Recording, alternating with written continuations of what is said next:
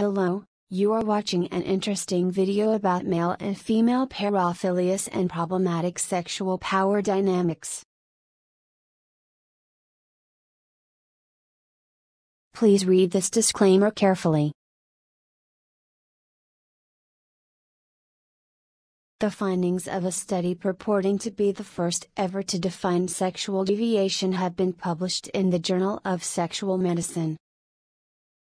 The results of the study point to marked differences between how men and women interpret sexual fantasies. The researchers behind the study, from the Institut Universitaire Saint-Martin de Montréal and Institut Philippe Pinel de Montréal, both affiliated with the University of Montreal, Canada, say that existing scientific literature on paraphilias, or atypical fantasies, does not define what these types of fantasies actually consist of.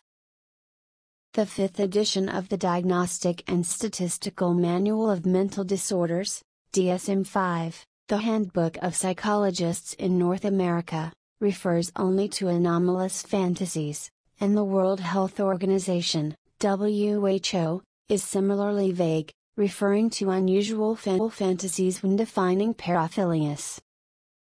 Clinically, we know what pathological sexual fantasies are. They involve non-consenting partners, they induce pain, or they are absolutely necessary in deriving satisfaction, says lead author Christian Joyal.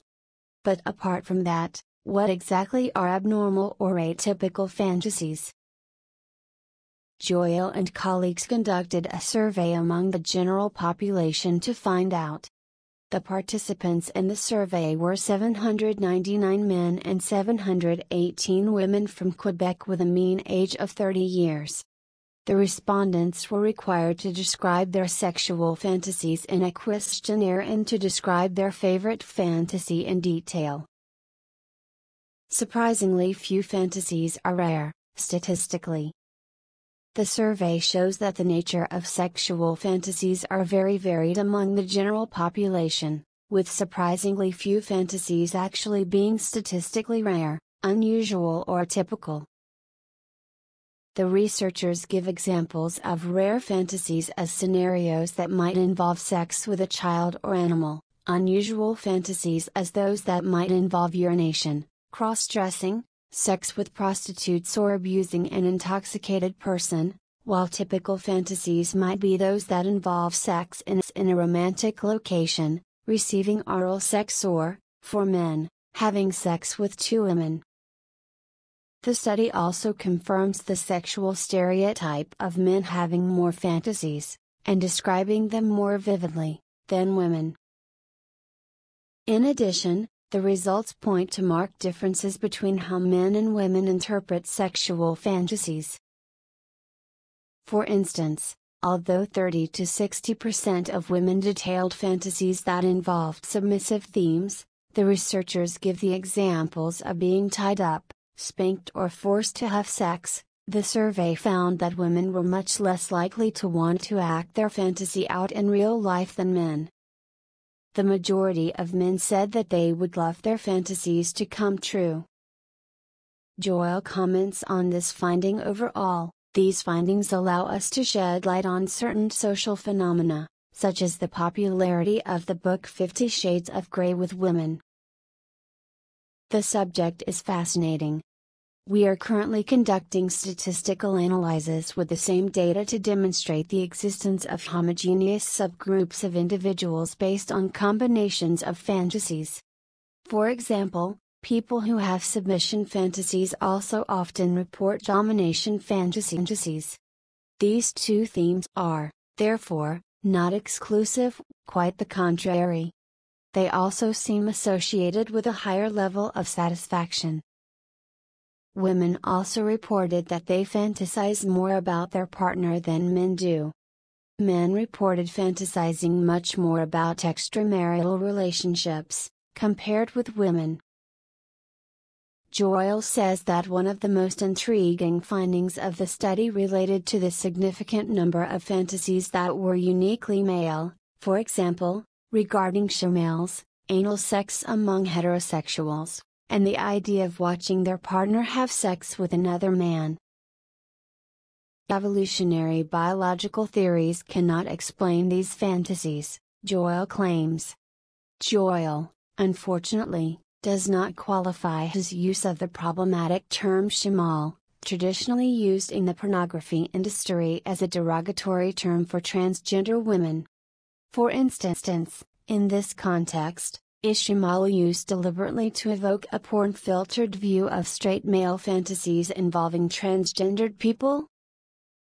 Male and female paraphilias and problematic sexual power dynamics. The debate over what is a normal or unusual sexual fantasy has received fierce media attention this week, as the Canadian broadcaster Jian Gomshi has been the subject of claims from 8 women who allege that he performed violent and sadistic sexual acts on them without consent. A previous study found that women who have read 50 Shades of Grey are more likely to have abusive partners. Although none of the allegations have, as yet, been reported to the police, Gomshi's employer, the public-funded broadcasting corporation CBC, fired the radio host over the claims. Gomshi, who has not denied the details of the encounters, but claims that they were consensual, has responded with a $55 million lawsuit for defamation and breach of trust, in which he suggests that CBC fired him over a moral judgment that his practice of a bondage domination sadomasochism, BDSM, sex life was wrong.